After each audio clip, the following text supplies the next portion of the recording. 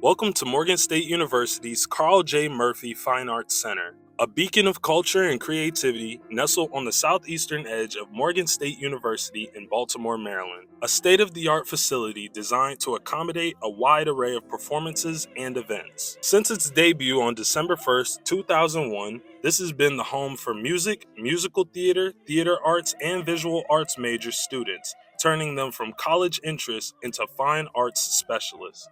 What can students expect when they come to this building or pick any of the performing or fine arts majors in their level of education? Unlike across campus, where there are a lot of lecture courses, well, lab courses, but mostly everything we have is very hands-on. And even, especially in music, we're all specialists. So you just can't be a music major and just like if you play flute, that doesn't mean you can teach trombone.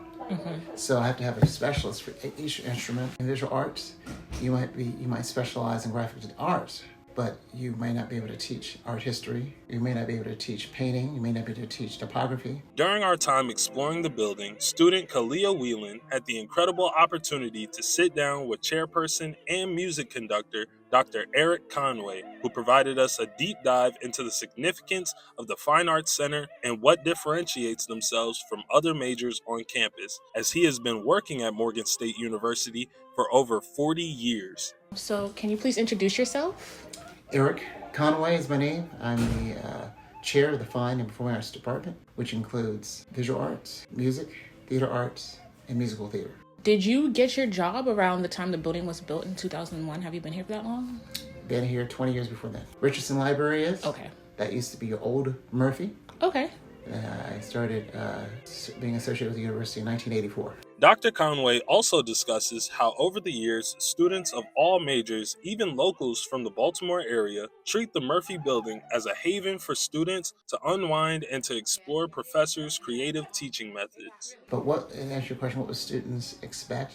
Though certainly this is very much a release, very relaxing. Many people who are not even majors come over here, love our courses because it's so different and allows you to rhetorically, put your hair down and just relax and enjoy the academic process. The Performing Fine Arts Building was named after none other than one of the first African American members of the Board of Regents of what was known as Morgan State College, Carl J. Murphy, a civil rights activist, educator, publicist, and overall textbook definition of a scholar. Graduating from Howard University in 1911, earned his master's at Harvard in 1913, and earned his doctorate at the University of Jena in Germany that same year.